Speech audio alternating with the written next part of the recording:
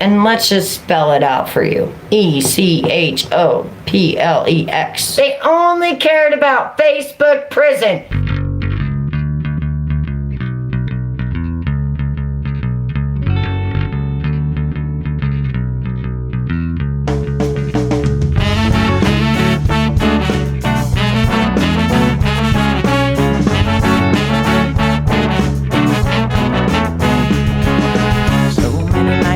In this world, cesspool of kindness and ethical blindness. So please excuse my sarcastic tone. I'm a bit underwhelmed by the sample shown.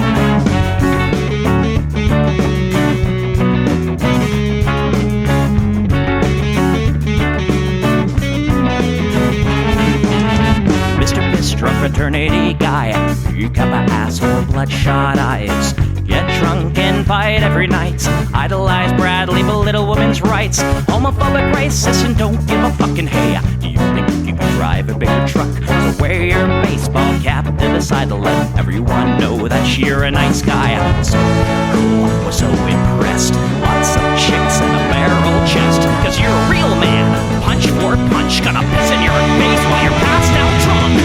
I'm a nice guy, you're a nice guy. He's a nice guy, but all of you are assholes. I'm a nice guy, you're a nice guy. She's a nice guy, but all of you are assholes. Nice guys rule the planet. I just can't understand it. But could divine by deception and lies. Social Darwinism and an overdose of pride. Fuck off, jerk off. I don't wanna hear it. Fuck off, jerk off. Read into the lyrics, cause everybody gets their just desserts. As long as you remember that nice guys finish first.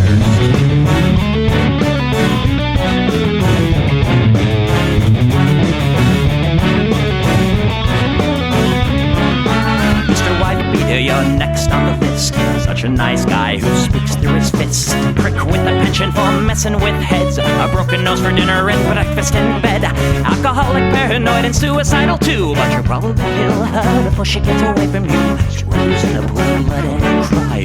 All your friends say that you're a nice guy. Have a drink, this one's on me. Look, you're doing fine, losing to your disease. Comatose, I'll pack your bags. Bury you like cats ready to gag. I'm a nice guy, you're a nice guy. We're all nice guys, but all of you are assholes. He's a nice guy, she's a nice guy. Hey, Tom Bone's a nice guy. All of you are assholes. Nice guys rule the planet. The public demented. Put a body by deception and lies. Social Darwinism and an overdose of pride.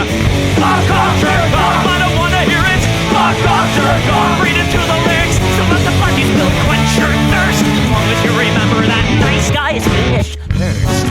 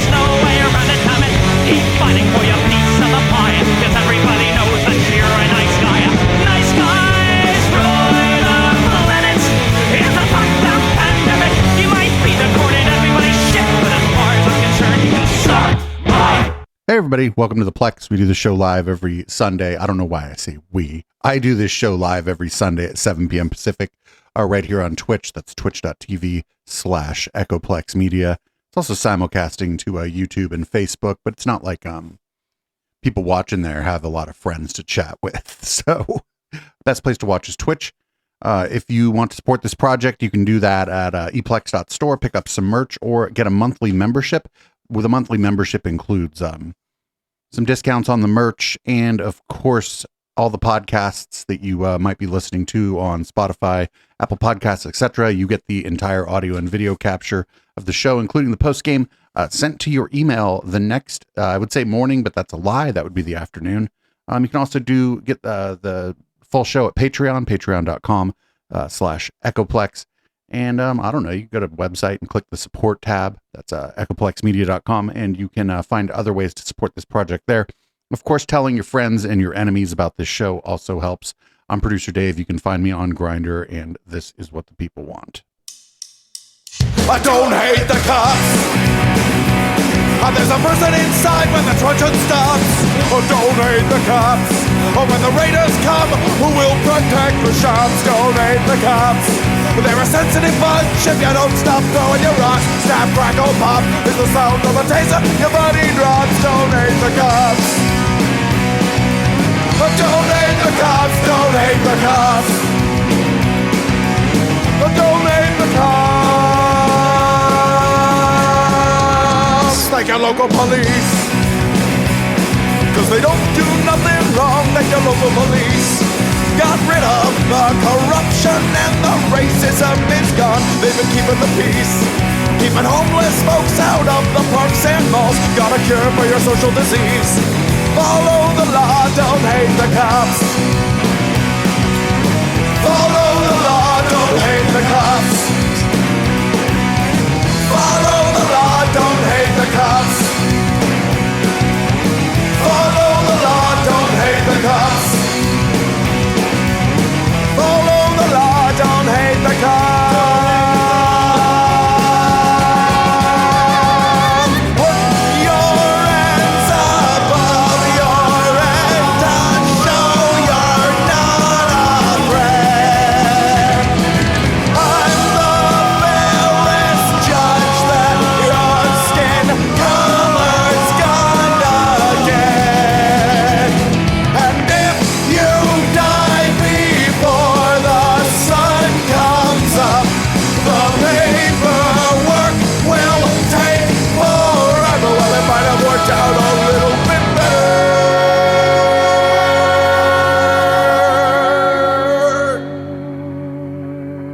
if you didn't hate the cops.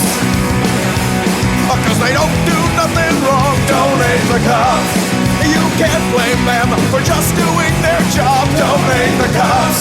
Well, you gotta wonder, how much would it cost for you to be shot at and stabbed at by maniacs and drunks? Don't hate the cops. Don't hate the cops. Don't hate the cops. Don't hate the cops. Don't hate the cops. Don't hate the cops. Don't hate the cops. Don't hate the cops. Don't hate the cops.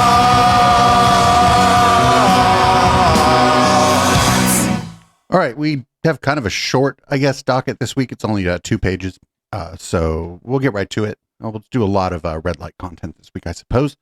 We're going to start off with unified what? The dude said what? Former president is under fire for a video he posted on social media that used language from Nazi Germany. The latest in a series of anti-Semitic and authoritarian statements from Trump and his campaign. Rachel Scott has the story. Good morning, Rachel. Hey, George, good morning to you. It is normal, of course, for presidential candidates to share videos with their vision for the country. It is not normal for those videos to have references to Nazi Germany and Adolf Hitler.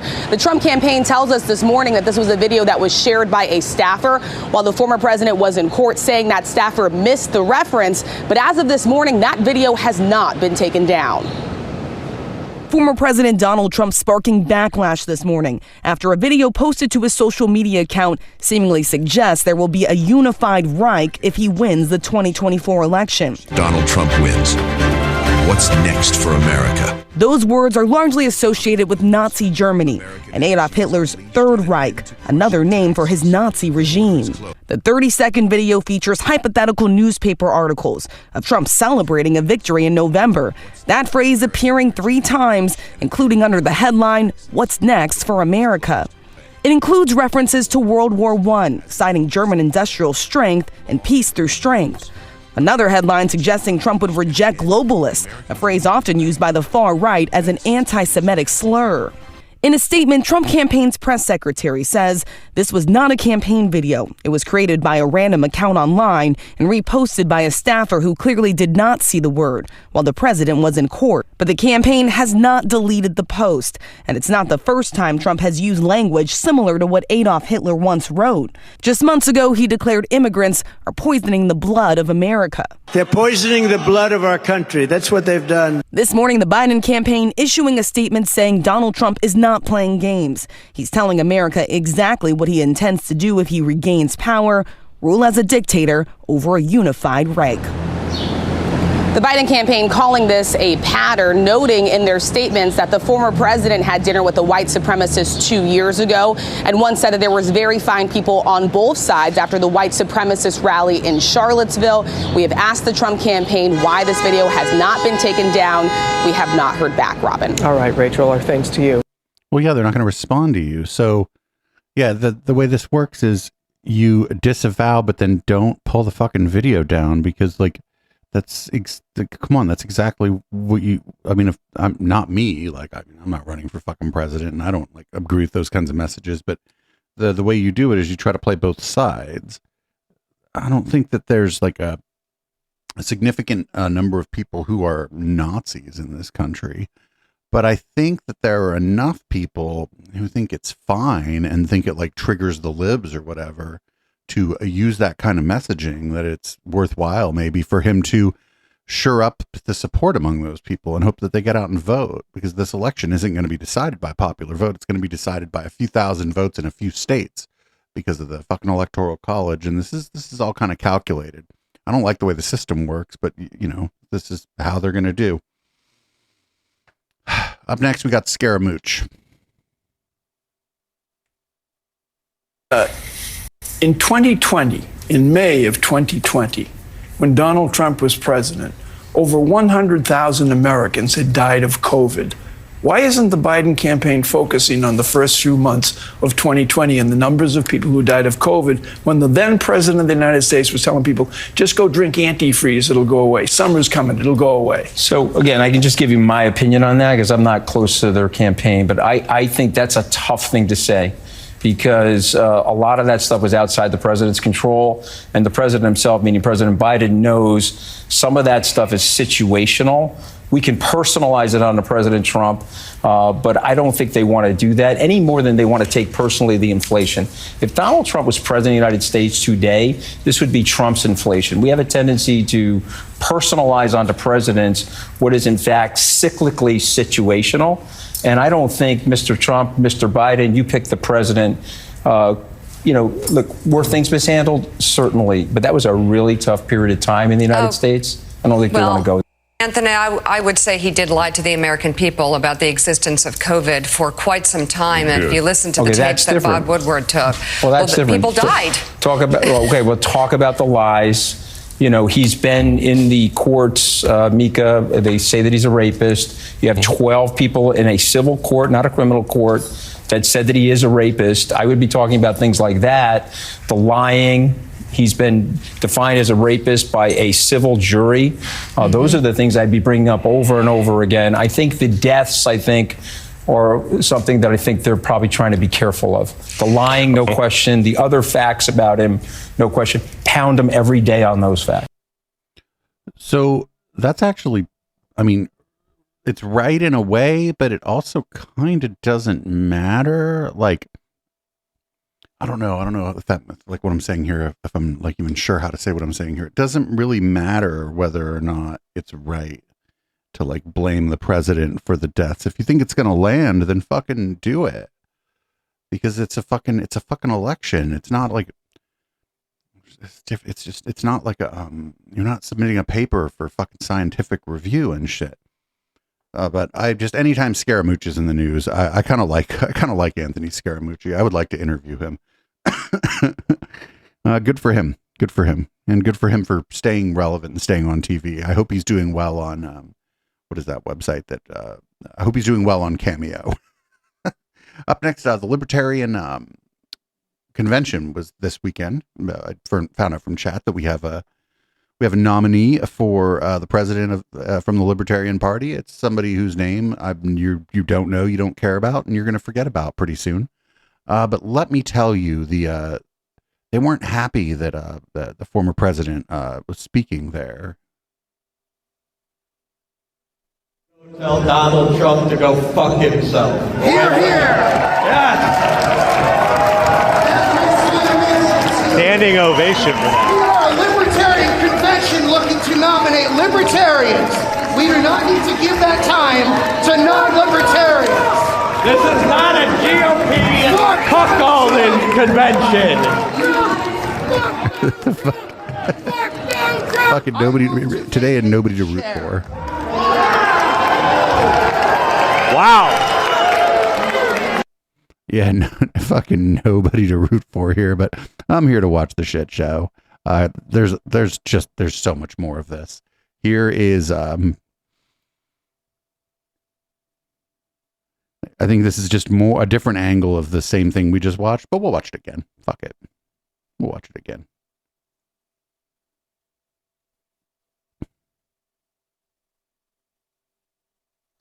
And we have filibustered our way out of avoiding a motion co-sponsored by 43 delegates that everyone wants to hear and debate.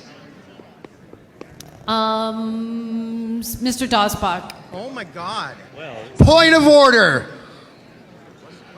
She just completely ignored it. Your point of order is not a point of order? Is that Mr. Real? Yes, it Yeah, is. it's not a point of order, and I'm going to continue with. You're going to alienate 43 co-sponsoring delegates. You're going to. The media sees you doing it right now. Mr. Dosbach? No, yes. Because the vote, it's 29 people who. Ms. McGardle, I'd like to propose that we go tell Donald Trump to go fuck himself away from here. That was my motion too. Fantastic. We are a libertarian convention looking to nominate libertarians. We do not need to give that time to non-libertarians. This is not a GOP cuckolding convention. Whoa, that's weird. Please settle down. I move to vacate the chair. Point of order. I move to vacate the chair. This isn't a fucking GOP cuckolding convention. This is so fucking. This is amazing. This is absolutely amazing. Up next, we got here's I believe this is Congressman Mike Lee. He's speaking at the Libertarian Convention, and he's telling them that they should. He's talking about the former guy, and well, I don't like that either. Check this out. Of powers. Donald Trump may not agree with you on everything, but I can tell you he will agree with you a whole hell of a lot more than that nutball in the White House or anybody else on the ticket. I encourage you, take a listen to Donald Trump, support Donald Trump, restore the Constitution. Thank you very much.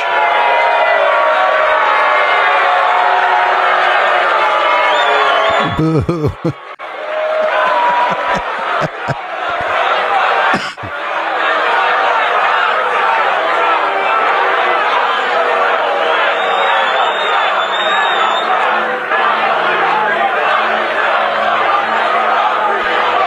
Moments away from Donald Trump taking the stage. Fucking fantastic. There's more. Up next, here's the man himself speaking at the convention, and we're just gonna watch him get booed some more. We're just gonna watch him get booed a bunch. This is fantastic. I'm glad we didn't have to sit through this whole fucking thing. We can just watch the clips of it. Wrote an article yesterday in which he mentions just some of the things that make me a libertarian without even trying to be one. That's nice. D-Roy wrote, Donald J. Trump will address the Libertarian Party at its national convention on Saturday. The Libertarian Party should nominate Trump for President of the United States. Whoa. That's nice. That's nice. Only if you want to win. Only if you want to win. Maybe you don't want to win. Maybe you don't want to win. I mean, they're not going to win. Their nominee's not going to win. We got more.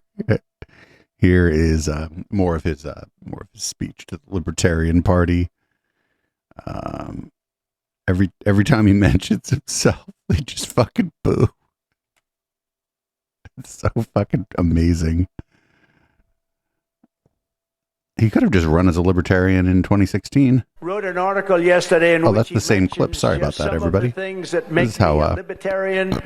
This is how live streaming works here. This is when you don't watch everything before your show because you don't have time or because you're lazy.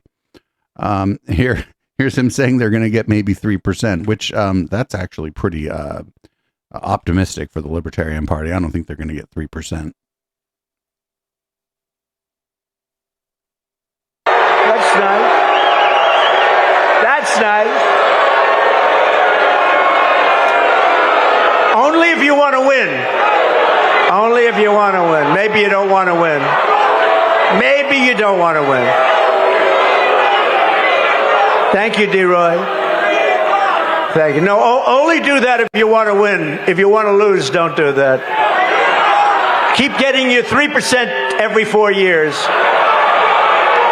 The reasons for doing so. I mean, he's not wrong, but 3% is like on the high end, right? But they're like a independent political party. They're not going to nominate the Republican nominee. Like that, they're just not going to do that. Up next, we got Marjorie the Gathering. She's going to be talking about apparently Merrick Garland issued a kill order for the former president. I was unaware of this, but apparently that's something that happened. That's the problem, Dan. Republicans in Congress don't have a spine because if they did, we would be impeaching Merrick Garland. Merrick Garland basically issued a kill order for President Trump. That raid on Mar-a-Lago should have never happened as a standard normal practice. Like they're claiming it's totally okay that they did that. It wasn't okay. Donald J. Trump is the former president of the United States and the Republican candidate for president this year in 2024. He should have never had his house raided. Wait, why? Melania Trump's bedroom raided. Barron Trump's bedroom raided, all of their personal items. They stole President Trump's medical records, his passports, and other important personal documents that President Trump had to get back. But here's the... So it wasn't a raid; it was a search. They effected a search warrant, and the people at Mar-a-Lago were notified prior to the search warrant being executed. This was not like a raid like you see on fucking TV or whatever. Up next, we got here's somebody actually asking that Ted Cruz please answer the fucking question. This is amazing. I was stunned when I saw that this happened. The election, you were the first senator to object to the votes. Mm-hmm. In 2024, will you certify the election results? Do you plan to object, or will you accept the results regardless of who wins the election? So Caitlin, I got to say, I think that's actually a ridiculous question. It's a yes or no question, though. No, it's not. Let me explain why it's a ridiculous question. It's not a question. Have you ever asked a Democrat that? Of course. What Democrat? But what Democrats? Hold on a second. What Democrats challenge it? What Democrats? I know. I've been down this road many times. But no Democrat. You cannot compare the two situations. We have talked about that. We've seen the audio of that when they protested on the Senate floor. Hold on a second. But has you ever had a sitting president who refused to facilitate the peaceful transition of power, refused to acknowledge that his successor won the presidency? So, A, we did have a peaceful transfer of power. I was there on January 20th. I was there on the swearing in. Barely. B, if you look at in 2000, Democrats went to the Senate, or 2001, Democrats went to the Senate floor and objected to George W. Bush. In 2004, they went and objected. And what did the president do? In 2016, Democrats went and objected to Donald Trump. And so... Look, and what happened in 2016? Because I remember a guy named Joe Biden was vice president, and he went to the Senate floor and certified the votes. So do you Am I wrong? So you're asking, will you promise no matter what to agree an election is illegitimate regardless of what happens? And that would be an absurd thing to claim. Like, we have an entire election law system that people challenge elections. Elections get overturned. Voter fraud gets proven. That happens all the time. And the media engages in this weird game post Donald Trump that you insist no voter fraud has ever existed. Why does every state have laws in place to challenge voter fraud if it occurs? The media Why do you have doesn't- election challenges? This isn't a game. There was no It is a widespread game. voter fraud. You only ask Republicans that. You Because ask it was Republicans who tried to block the transition of power. You have to acknowledge that. So- we've never seen it on a scale of what happened in 2020, and we've never seen the president refuse. He wouldn't even let Joe Biden get classified briefings at the beginning. I recall that. So let me my question for you again, free and fair election, will you accept the results regardless of who wins? Look, if the Democrats win, I will accept the result, but I'm not going to ignore fraud But was there regardless fraud of in what happens. 2020? Of course there was fraud in No, 2020. there wasn't, and you still objected.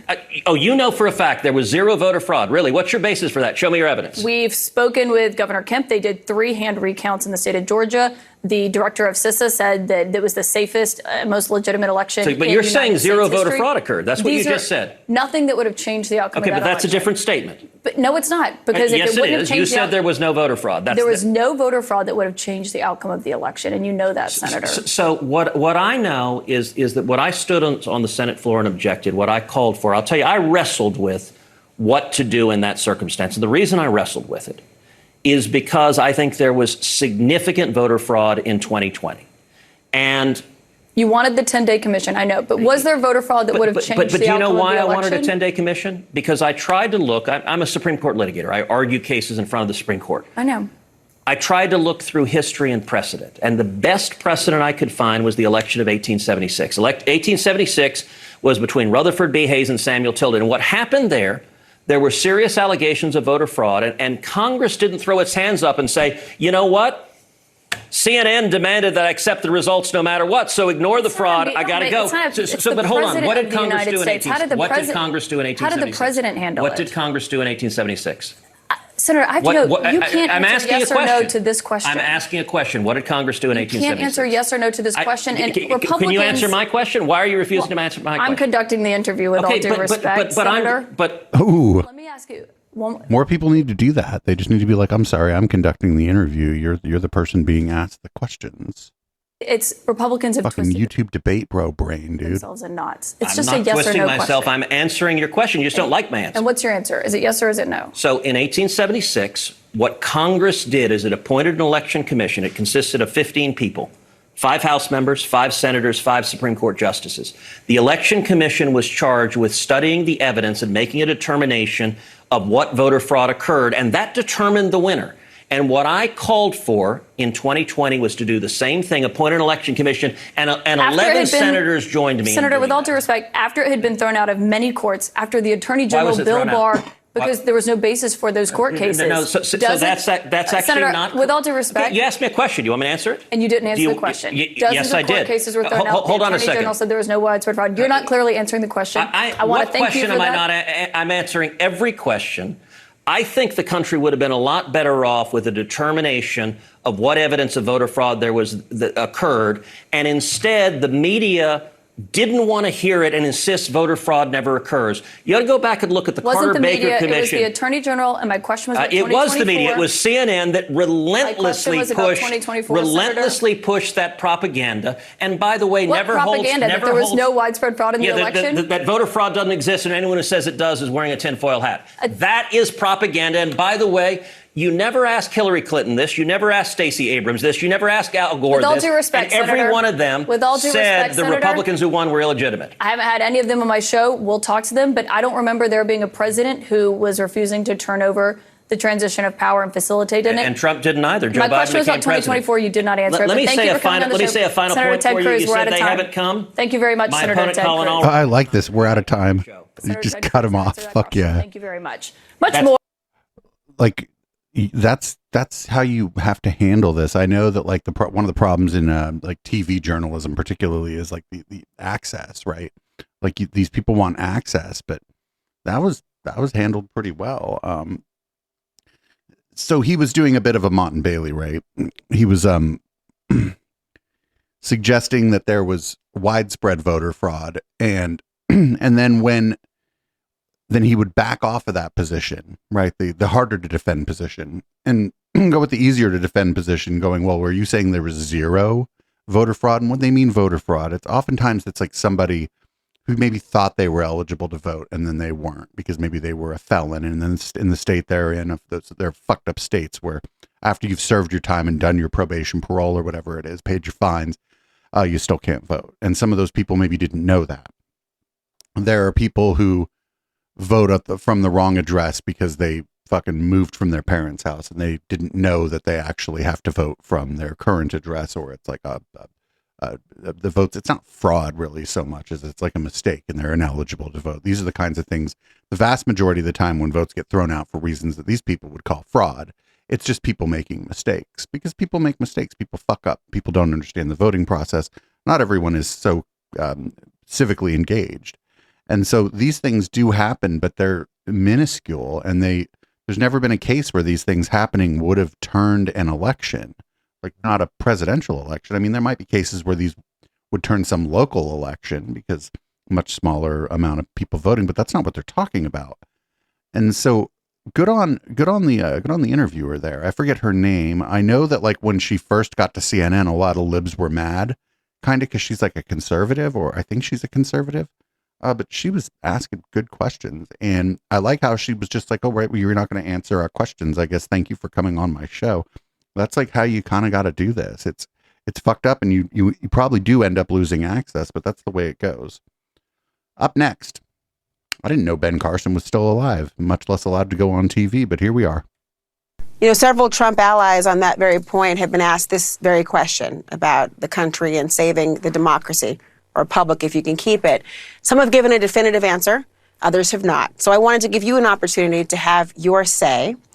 Will you accept... But wait, this is assuming that it matters what Ben Carson thinks, because Ben Carson isn't in the Senate, isn't a governor, has no job in the government where he would be able to effectively block anything. I don't even think he's popular enough that it matters.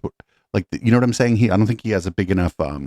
like audience just more broadly that he could go out there and influence anyone to do anything. So I don't know why they're asking fucking Ben Carson anything. Results of the 2024 election, regardless of who wins, yes or no? I will accept the results if it's done in a fair and transparent way. Do you have reason to doubt that it would be done in a fair and transparent way? Well, let me put it this way. In the 2020 election, there were a lot of irregularities. I think everybody on both sides should be aware of that and should be working to try to satisfy that. Well, the empirical, and frankly, I know that you're somebody who's drawn to that. There is no evidence of widespread voter fraud that would have changed any result in the 2020 election. Does that suggest to you that the elections and our democracy remain intact? The fact that there are so many people who are skeptical should raise questions for us. The fact that a country like France outlawed general mail-in balloting in 1975 because they said there were too many opportunities for mischief that just could not be controlled. You know, these are all things that we should look at. We're smart people. We can put a man on the moon. We can figure out a transparent way that is satisfactory for the entire population, not for just one segment thereof. Do you think that we shouldn't do mail-in ballots? I think mail-in ballots for people who can't get to the polls are appropriate, but I think having an election season versus an election day is a mistake. Why is that? Because there's too many opportunities for mischief.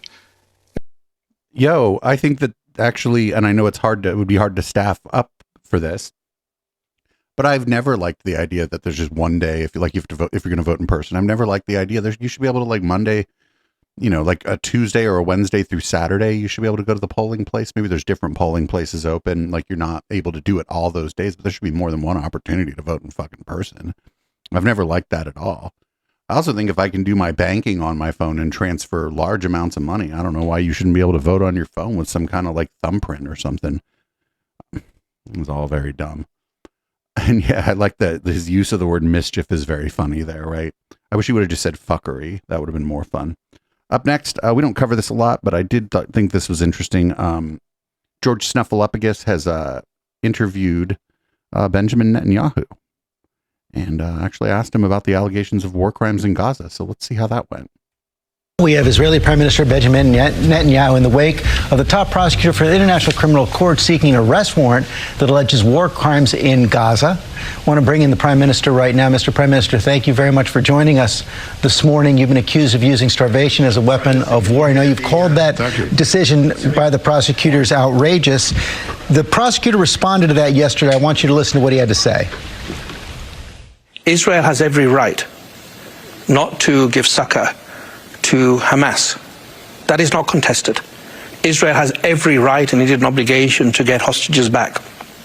But you must do so by complying with the law. The fact that Hamas fighters need water doesn't justify denying water from all the civilian population of Gaza. Your response? Well, I think this is absurd. This is beyond outrageous. He said that we deny water. Yeah, and he's making a totally false accusation here and everywhere else. We are supplying now nearly half of the water of Gaza. We supplied only 7% before the war. So, well, why is that? Completely opposite of what he's saying. Well, why is that the case? Saying that we're starving people. You know, we have supplied 500,000 tons of food and medicine with 20,000 trucks. This guy is out to demonize Israel. He's doing a hit job. He's creating a false symmetry between the democratically elected leaders of Israel and the terrorist chieftains. That's like saying after 9/11, well, I'm issuing arrest warrants for George Bush, but also for bin Laden. Or after in World War II, well, I'm issuing arrest warrants for FDR, but also for Hitler. It's a hit job. It's not serious. He's out to defame Israel, and he's also pouring gasoline on the fires of anti-Semitism that are spreading around the world, because he is attacking the one and only Jewish state and trying to handcuff us, preventing us from exercising responsibly through the laws of war as we obey them and we are subordinate to them. He's saying we're not. He's creating false symmetry, false facts, and he's doing a grave injustice to the international court. As you know, there is a serious food crisis in Gaza right now. Sidney McCain, head of the UN World Food Program, said parts of Gaza are undergoing full-blown famine. Do you acknowledge that under international law, Israel has a legal obligation to prevent people in Gaza from starving? Well, we certainly have an obligation to enable trucks to go in, and as I said, we've enabled 20,000 trucks to go in. We just fixed the roadbeds to enable those trucks to go in, and 500,000 tons of food and drugs. So who's stopping this? In fact, Hamas is the one that is looting these trucks while we're enabling them to go in. We don't have a deliberate starvation diet. We don't policy. In fact, we have the opposite policy, to allow maximum humanitarian aid, to get people out of harm's way while Hamas is doing everything to keep them in harm's way at gunpoint. And in fact, we've sent millions of text messages, phone calls, leaflets to people, doing something that no army and no government has done in modern urban warfare, giving up the element of surprise, telling people get out of harm's way and let us finish the war against the terrorists. We're not targeting the population, we're targeting the terrorists. These are fallacious charges. I think that they cast a terrible stain on the ICC, but I think serious countries are not taking them seriously. And I was very glad to see that President Biden called them outrageous, as did many leaders, bipartisan support across the United States. And people are now putting a bill in Congress, a bipartisan bill, to put sanctions on the ICC prosecutor for doing such a terrible thing. Why? Of Israel. Really, really a distortion and a travesty of justice. Are you concerned about traveling in the wake of this arrest warrant? No, I'm not concerned about traveling. I'm not concerned at all about our status. I think that the prosecutor should be concerned about his status, because he's really turning the ICC into a pariah institution. People are just not going to take it seriously. They see it as a politicized thing. I hope that the judges don't confirm what he says, because that will make them into a kangaroo court. Israel is fighting a just war, not only ours, not only our war. We're fighting the war of all democracies, because if democracies are now faced with a situation that, after taking incredible efforts to get peoples out of harm's way, to supply humanitarian aid on a vast scale, why is the humanitarian aid on a vast scale necessary? It's been a very long time since the October event. Told then they're hauled into the dock because the terrorists who are fighting them are using civilians as human shields, then others will do it again. Every democracy will be pulled into the dock. We're first, you're next. The big question, and then people understand that. So that has to be stopped, and that has to be resisted, and I can assure you the vast majority of Israelis and all responsible leaders in the world understand that this should be resisted. The big question is what happens the day after the fighting stops. Do you have a plan for the day after the war? He's like, bold of you to assume that we're going to stop. Absolutely. I think the day after the war is, first of all, the day after Hamas. You have to destroy Hamas. Otherwise, Gazans don't have a future. You can't. Peace doesn't have a future. The expansion of peace doesn't have a future. So get rid of Hamas. That's our goal, number one. Number two, how would you do that? Demilitarize Gaza. And the one sustained demilitarization, I think, requires that Israel have the overall responsibility to fight resurgent terrorists. Three, ensure that Gaza or seek a civilian administration by Gazans who are not affiliated with Hamas, and also don't seek the destruction of Israel. And the last thing is rebuild Gaza in a peaceful way using the support of moderate Arab states and the international community. That's a realistic plan. That's the one I have. But it goes through victory. There is peace and stability and prosperity only through victory. The road to peace goes through victory over Hamas. Mr. Prime Minister, thanks for your time. And very little Orwellian there, right? War is peace, right? Peace only comes if we win. And his version of winning is wiping out like Hamas, but the problem is like you can't. It's like very V for Vendetta, and I'm like sorry, I guess, but it's like you can't eradicate an idea. Like that's impossible. Hamas is like it's a paramilitary group. It's very, very different. And the other thing is he's like, oh, I want a democratically elected government, but also like they have to elect people who I like, and they can't be associated with this group that I don't like. Well, then you don't really want a new democratically elected government. You want them to elect who you want them to elect. That's fucked. This is so fucked up. We had to rebuild this road. Well, who fucking destroyed the road? Like we're supplying all this food. Well, why is there a food shortage? Like stop. Just stop. Like, why don't they stop? Like, I don't understand. They have all the power.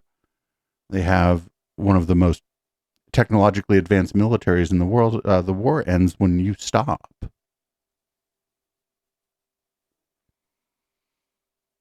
Up next, so every once in a while, Jesse Waters will have somebody on his show who he thinks he's going to just make fun of, and then they end up fucking dunking on him. And that's, I think, what happens here. You're saying a lot really fast, so we have to write this down. You said listening, holding. Listening, yeah. Nurturing, did I miss nurturing? Bringing nature, going out into nature is really great because take nature them into nature. Okay, listening to them, holding them, taking them on walks in the woods. Am I missing anything else? Asking them what they need for support. Asking them what they need for support. Okay. Mm-hmm. This is big advice. I think being vulnerable. Oh, that's the deal killer. Yeah, being vulnerable. I think men. Oh, come on. I'm teasing. You got divorced, Jesse, right? I'm sure you had a couple of nights where you were sad and where you felt lonely. Yes, you know, I think that everyone needs to feel comfortable. The most vulnerable man you'll ever meet. But we have to go. You're a good witch, and we love you, Johnny. Did you hear? She was like talking to him like he was a fucking child. She was like, this thing, and this thing, and this thing. And he was just talking over her. He was not interested in any of that shit. Fucking dude, Jesse Waters is one of the dumbest fucking people on Fox News. He's got one of the most popular shows, I think, if not the most popular show on Fox, which is pretty crazy. Up next, here's J.D. Vance going to explain racism and its effects to all of us because, we need help. we need help with that.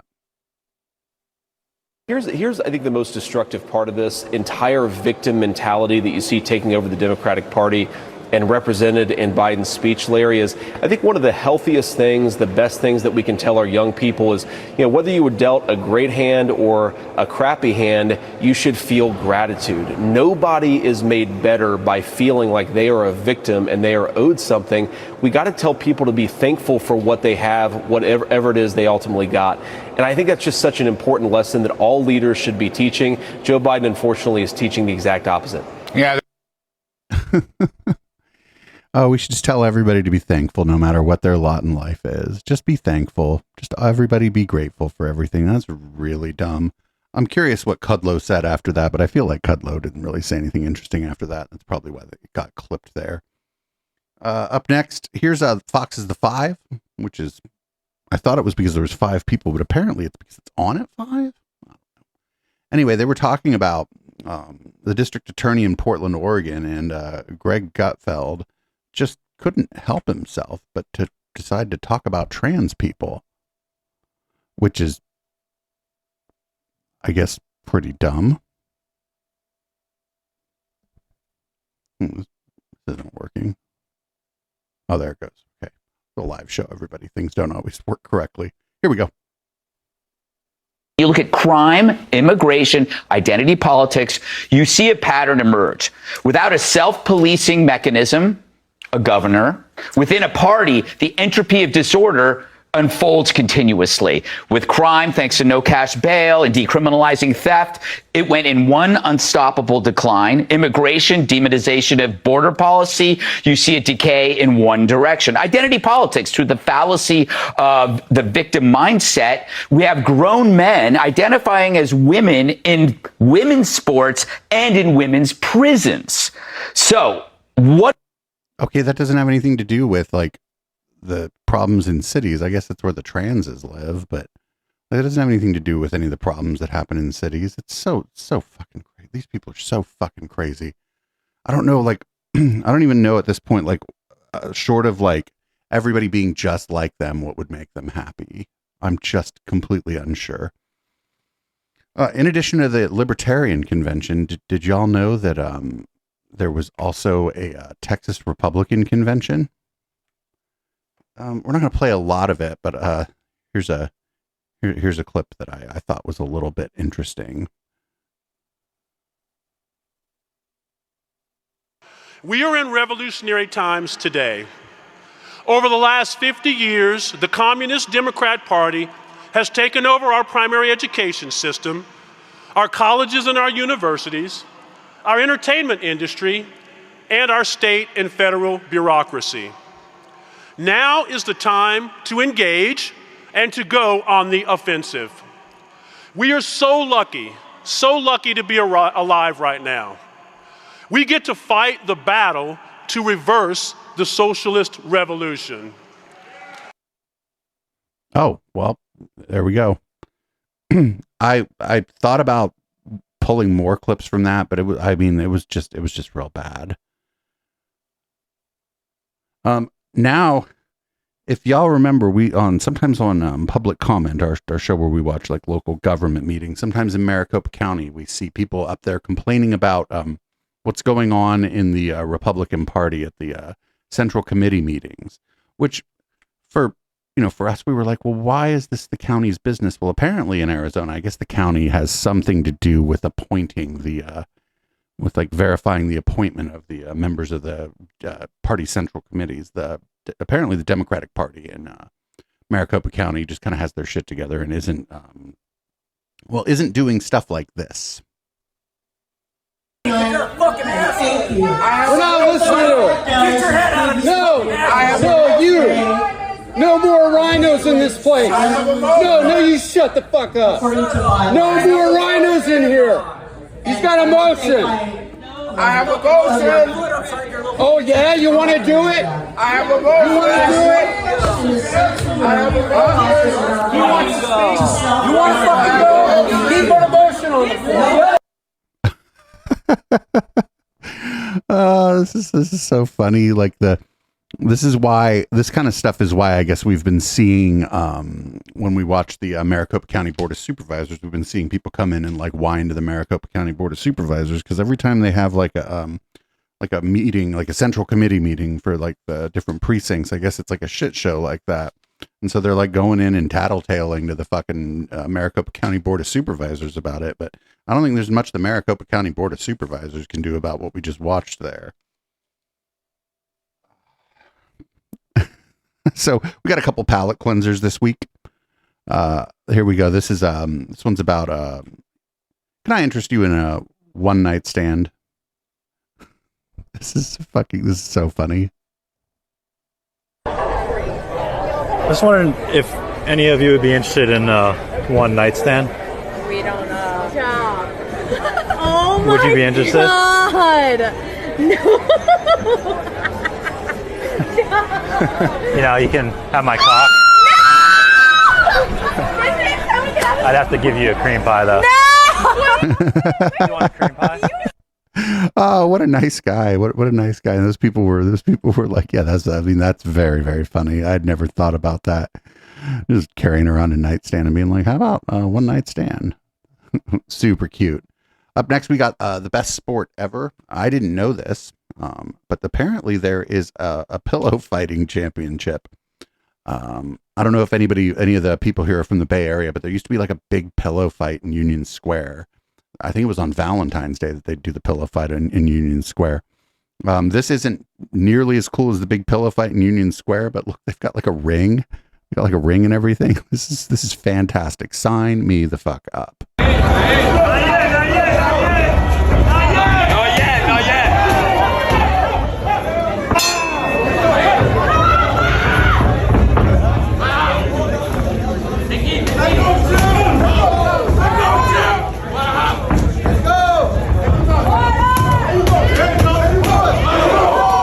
How do you keep score? I could watch hours of this. Ooh, good shot. Ooh, good shot. I'm rooting for both of them, as long as they have fun.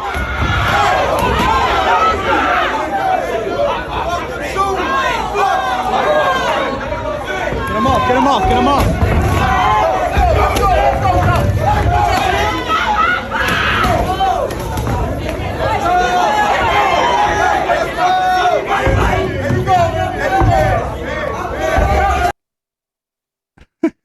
Fantastic.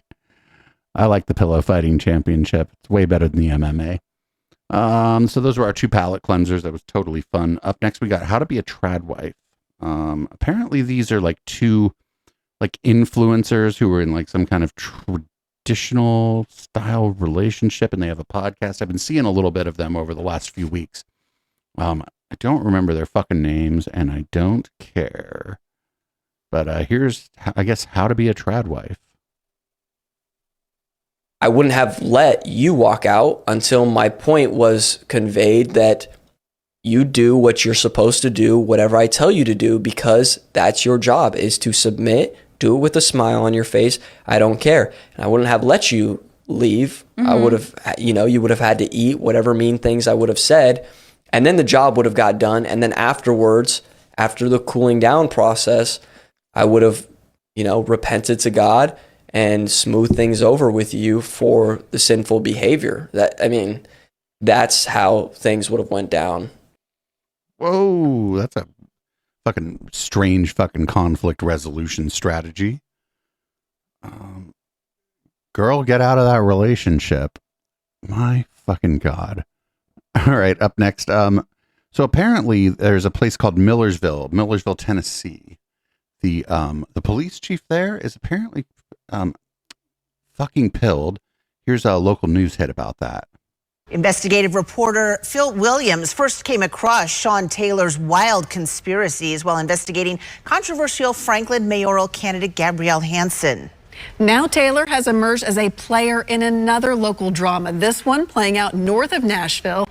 And Phil, you say you've just got to believe, you got to see to believe some of these things that are happening in Millersville. That's right. I spent hours and hours watching his videos, including one where he expresses support for the completely bogus QAnon conspiracy theory that falsely claimed Democrats had kept child sex slaves locked up in a pizza parlor in Washington. Now the man who influenced Gabrielle Hansen has become Millersville's conspiracy cop. And it's easy to shift all the blame. I just happened to arrive at a time where everything was starting to crumble. When Gabrielle Hansen was running for mayor of Franklin last fall, she gave voice to political conspiracy theories so bizarre if you were deemed mentally unfit, as most of us would be, that residents were often left wondering where she would get such ideas. Now in a recent podcast interview, can you explain your recent near-death unprecedented attack and who you believe was all behind that? Well, I don't just believe, I know who's actually behind it. Hansen has pointed to a source for some of her claims. So first, let me bring on who you guys know.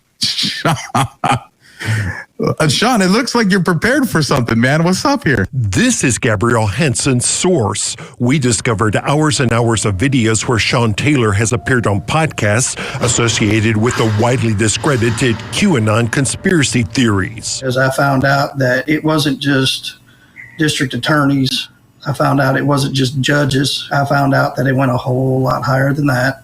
There, he shares his own bizarre speculations. You got Obama. Can you see that? Oh, no. What the fuck? Oh, this is fantastic. I'm here for this. We got to keep an eye on this. Yeah, we're good. It's Okay. Taylor claims to see connections no one else can see. These people right here on the top of this list should absolutely 100% be in Gitmo facing charges. And when he strikes out, like here, looking at property supposedly linked to Bill Gates. All right, so that's I mean, there are gates there. some type of a fence casting shadows. Nothing that looks really suspicious. The lack of anything suspicious is, in his mind, reason to be suspicious.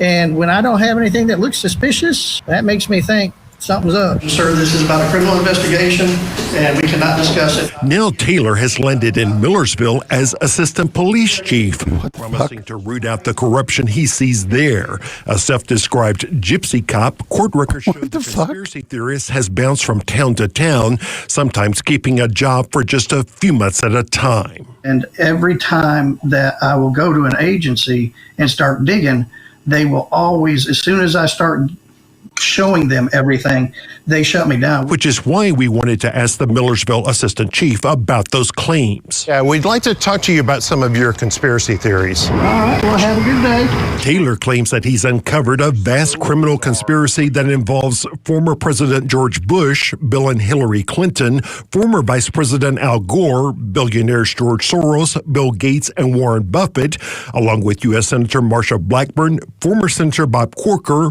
former governors Ray Blanton, Ned McWhorter, and Bill Haslam, potentially involving current Governor Bill Lee, not to mention State Senator Jack Johnson, his wife Judge Deanna Johnson, Tennessee banker Jim Ayers, former TBI Director Larry Wallace, current State Safety Commissioner Jeff Logg, and at least 3 Tennessee district attorneys. On top of that, there's the FBI, the CIA, the TBI, and the Tennessee Valley Authority. Some of your theories are so bizarre. Are you worried about them affecting your credibility? I have no worries about that. Old man Bush is the king. He's a ringleader. He's the one who got all of this stuff happening. Sean Taylor imagines that the elder President Bush enlisted the Clintons into his transnational criminal network, and the Clintons brought in Tennessee's Al Gore. That was the reason he became vice president. Because he was trafficking drugs and kids back then?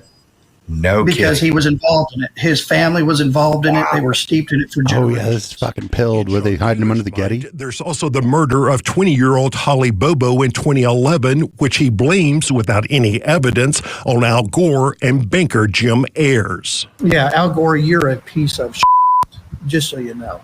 Even Republicans like U.S. Senator Marsha Blackburn Taylor claims are also involved in the various plots. Marsha, I hope you're listening, because I know all of your illegal campaign contributions ran through Fifth Third Bank. We're looking into that too, just so she knows. Stand by, Marsha. Yeah, what the fuck is for this? you too. Throw the keys out now! Taylor is quick to see corruption everywhere he goes, here playing a video of his takedown of some gang members. I had another city that was within a quarter mile that refused to back me up, because I'll just call it the Greenbrier chief of police there is corrupt as shit. Without evidence, he accuses Cookeville DA Bryant Dunaway of covering up murders in his district, claiming the DA is lying when he says certain murders are unsolved. Let me tell you something, District Attorney Bryant Dunaway of Cookeville. You are a lying piece of shit. And he imagines that his own DA, Ray Whitley, has done favors for drug dealers who he thinks help keep him in office. County of the back several years ago basically framed two gentlemen for a homicide when he knew they didn't do it, but they owed the drug dealers money that he gets money from to be elected. You want to show them what else you got there hiding? Again, there is absolutely no evidence to support any of Taylor's bizarre claims, which until now might have been a subject of mild curiosity. I was still in law enforcement. I'm more than mildly curious about this guy. And I wasn't retired. I would be seeking search warrants. I would be seeking arrest warrants and or indictments, and we would be kicking these people's asses. That was before Taylor got his new job at Millersville. Now with police powers, armed with a gun and badge, Taylor has the power to do just that. You said in one podcast that if you don't see anything suspicious, you find that to be suspicious. Do you not find that to be crazy talk? No, I don't, Mr. And there at the end, the part that what would he call that guy? This story took another strange turn. Sean Taylor referred to me by my late wife's last name. She's been dead for years, which suggests that he's now been digging into me and my background. What we don't know is, has he been doing that using government computers or government resources? It just has no tact and no manners. I'm sorry that happened to you, Phil. I know you've certainly heard worse. Now, here's the question. If he has all this so-called evidence, why doesn't he just go to the federal authorities to have them investigate? Well, if you listen to his videos, in his mind, the FBI is corrupt. So is the TBI and all sorts of other agencies. In fact, to hear him tell it sometimes, it's pretty much like everybody is corrupt except for him and his podcaster friends. Wow, so many questions and so unsettling, especially for you. And we're going to stay on it. I know you will, Phil. Thank you. Wild. Yeah, that's pretty much how like these people operate. And I mean, honestly, it's not just like the Q people either. You know, we do a show on Wednesday, the Intellectual Dollar Tree, and a lot of those people think everyone's corrupt except for them and their group of friends. It's just they have a different set of concerns, but it's a fucking podcast brain. It's like, oh, well, we just hash it all out on a podcast. We've come to the absolute truth because we did a fucking podcast for 2 hours. I mean, that's not how you figure out if anything's true. This is crazy. I don't like, do the people in this town like know what's going on with this guy? I mean, I guess now they do if they've seen this report, but I mean, I don't know. It's weird. We're going to try to actually keep an eye on this. I know we often say we're going to keep an eye on something and then we just never cover it again. I'm going to actually try to keep an eye on this guy. Maybe do some content, see what he's up to maybe during red light. Up next, less troubling in some ways, but possibly troubling in different ways. We got one Mr. Rudolph Giuliani. Apparently he's selling coffee. We ran a clip of this last week, but it wasn't this clip. You all know I stand by the truth. And if I put my name on something, I truly believe in it. Today, I'm thrilled to introduce you to something I'm incredibly proud of. My own brand of organic specialty coffee, Rudy Coffee. Believe me when I say it's the best coffee you'll ever try. It's smooth, rich, chocolatey, and gentle on your stomach. It's so good, I even recommend drinking it black. It comes in 3 varieties, including what I promise is the best decaf you'll ever have. You can order now by scanning the QR code on your screen or by visiting rudy.coffee. By supporting Rudy Coffee, you're not just treating yourself to exceptional coffee, you're also supporting our cause, the cause of truth, justice, and American democracy. You'll also be supporting the Call to Action nonprofit, which is devoted to helping veterans and first responders. So you can make a difference. Oh, he's scamming veterans. Taste the difference by ordering today at Rudy.coffee. So I figure most people who are listening to this or watching live or whatever know what this is. There are companies out there that just, they sell like basically white label coffee that you put your own branding on and then you sell. I am as sure as I can be that that's what's happening here. I don't think that he started a coffee roasting company. Like, for example, like we have Fourth Wall as our a merch provider, and I could have coffee. I don't think that's a wise thing for me to do to promote myself because it's a consumable. Shirts and mugs and stuff are better because like you keep them, they're durable goods, but I could do it. You wouldn't think that I had started a coffee roasting company if all of a sudden I was trying to hut coffee. So I don't know why anybody would think Rudy started a coffee roasting company. He's just, it might even be the same coffee that, what's his name? Jeremy from the Quartering uses. He calls it coffee brand coffee. It's easy. You can white label almost anything. You don't even have to have, you don't even have to have stock of it. They'll like print the bag the coffee comes in and ship it for you. Like that's almost certainly what's going on here. And I'm not even sure that his Rube audience is really going to be falling for this and buy a bunch of the Rudy brand coffee. I bet it's overpriced and not very good. Up next, we got Elijah Schaefer. He's like, but racism is good, actually. And here's why. The thing is about being racist and why racism is actually good, and people don't understand this, is racism was a tool that our ancestors, and everyone have developed. And racism is disingenuous statement because really what they do is they're accusing white people only of being discriminatory. But discrimination is one of the most effective tools for public safety. I mean, part of the reason why our soldiers wear different uniforms is literally so you can discriminate who's your ally and who's your enemy. What the fuck? These words have been given negative connotations, but they're not negative, and we can't let them own them. Without discriminating, I mean, you go to the supermarket and you discriminate between what fruit looks good and is ripe and what doesn't. I mean, the idea of discrimination itself is literally your greatest effective tool towards living a quality life. So, but he's just removed all the context from it, right? Yeah, I mean, we make choices about things that we like and don't like all the time, and I suppose you could call that discrimination. But that's not really what we mean when we talk about discrimination, like politically or on a societal level. It usually means unjust discrimination based upon preconceived notions that we have, discrimination, based on like race, sex, gender, sexuality, religion, those kinds of things. When it comes to like hiring, or when it comes to the way the police treat you, and that's a very different thing than like, oh shit, this tomato looks rotten, I'm not buying it. First of all, the tomato doesn't have any feelings; it's technically already dead, and you're not arresting it. Or offering it a job. I mean, you could be offering it a job in your spaghetti sauce, I suppose, but most people use canned ingredients for their spaghetti sauce. But it's so dumb. It's so dumb. And also, like when we talk about racism, we're talking about systems that, like on like like a societal level, make it harder for certain groups of people to do certain things. It's not like discriminating. Like we also discriminate on who our friends are going to be, who we want to date, all of those things. Hopefully we're using, factors other than race or religion or whatever. But like, for example, I discriminate against straight people because I'm gay. I probably wouldn't have a good relationship with a straight person, like a romantic relationship, but that's a very different thing. Up next, we got Peter McCullough. We haven't covered him a lot lately because he's usually pretty boring. He's one of those COVID grifters, somebody whose name you probably didn't know until he started on this anti-vaccine bullshit during COVID. Here's him telling you that there's just going to be a tidal wave of diseases because of the what he's probably going to call the mRNA shot here. Dr. McCullough, over 80% of Americans ended up getting at least one COVID vaccine shot. Many others, there's a lower percentage that got the boosters, but over 80% of U.S. citizens got at least one shot. What do you say to them? Yeah, I think about a third of them are perfectly fine, according to the data by Schmeling and colleagues. It really depends if you had any initial reaction at all.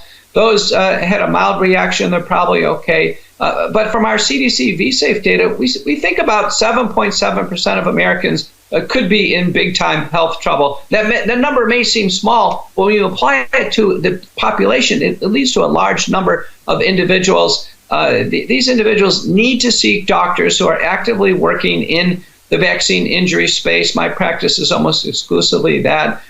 We have detoxification protocols, things we can do. Oh, no. To begin to lessen Yeah, you're grifting. We understand. They need to go see their nearest grifter. the burden of the spike protein in the body. Fortunately, they're natural products, nattokinase, bromelain, curcumin. We're working on protocols to help people avoid and then treat, if needed, large blood clots, protocols to help people reduce the risk of myocarditis, cardiac arrest. We have to really shift our entire healthcare, system towards those who have been injured with the vaccines. It's going to be a tidal wave of diseases in internal medicine: cardiovascular, neurologic, immunologic, thrombotic, and now, unfortunately, oncologic or even cancer. So what they're going to do as time goes on, they're going to start blaming more and more of this stuff maybe on the vaccine. But these are some of the diseases you mentioned are just diseases of old age, like cancer, particularly, right? Everybody's like, cancer rates going up. And it's like, well, yeah, it may be, but a lot of it's because people are living longer and eventually something got to kill you. So it's going to be like cancer or heart disease for most people. And so that's just like, that doesn't mean, it's almost meaningless, right? That the cancer rates are going up. Because you're not like, if cancer rates were going up among 30-year-olds, that might be something interesting, but you never hear them say that.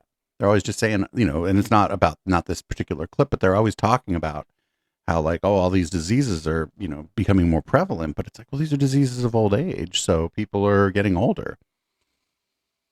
So last week, I believe, last week, was it Sunday? I think it was Sunday that we watched this. I think the media went joined us for Red Light, and we watched Bill Barr sort of go after Bill Maher. And so Bill Maher, he was like, well, I got to find somebody really dumb so I can go on their show after what happened to me with Bill Barr. And boy, did he find somebody. He found Greg Gutfeld. Mm-hmm. We're not exactly aligned on the most important things, which is basically Trump is someone who does not concede elections. That's the most important thing. Yeah. You don't seem to see it that way. That's the most important thing that's going on in this country. He didn't concede the last election. He's not going to concede this election. You don't know that.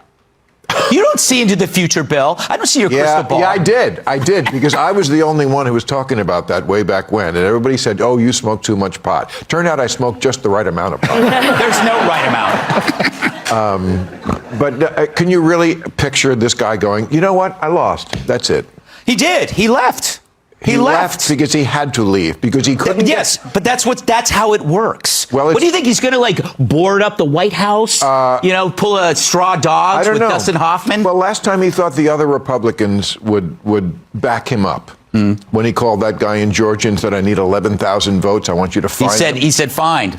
He didn't say create. He said find. Well, that's the same thing. No, it's not. You don't say on an Easter egg hunt, I want you to create some Easter eggs. Boys, we have a show here. All right, Dr. Drew. Okay. Boys. My favorite show of television ever to do was Politically Incorrect. Which you stole. This is exactly what it looked like, except the difference was Politically Incorrect was purposely mixing people with different viewpoints. Which is what we're doing. Tonight. Yes. This is why it doesn't work. Yeah. I'm kidding. No. So, Yeah. Dr. Drew. Yes, sir. You're really good at diagnosing mental illness. Okay. What is Bill's problem?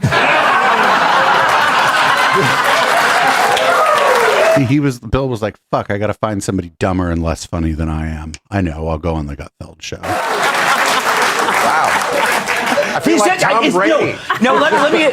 It does feel personal about Trump with Bill. It's not. It feels that way. No, I don't think so. Personal. No. It's just a difference of opinion. He did sue me. View. Did he sue you? Of course. I didn't know that. Really? No. You're in news? Yes. I don't follow everything in your life, Bill. Right. Well, that was kind of... Yes, he sued me because I said he possibly was the son of an orangutan. Oh. Because we showed the picture. He looks exactly like the hair color. It looks exactly like an orangutan. You know what's... I mean, nobody to root for there, but fuck, man. Imagine like... I don't know. I wonder if like I wonder if when I think I'm not alone here. I used to like Bill Maher. I wonder if I was just like misguided or whatever, or if he's changed. I know he's getting older and getting like kind of more like crotchety old man. But I'm sure some of the problems were always there, but I mean, fucking, at least I don't know, at least I guess he's smarter and funnier than Greg Gutfeld. I don't know. What a weird way to end the show. Speaking of ending the show, that's the end of the podcast. Live viewers, stick around. We're going to go into red light. People listening on Spotify, Apple Podcasts, etc., you can get the entire show, audio and video, at patreon.com/echoplex or at eplex.store. Both of those work exactly the same way, essentially, but eplex.store is better because you get discounts on items in our swag shop just by being a member there. And I guess that's it. That's the end of the show, well, the podcast. I will see everyone on the flip side in red light. Up next is Boomers by Periscope.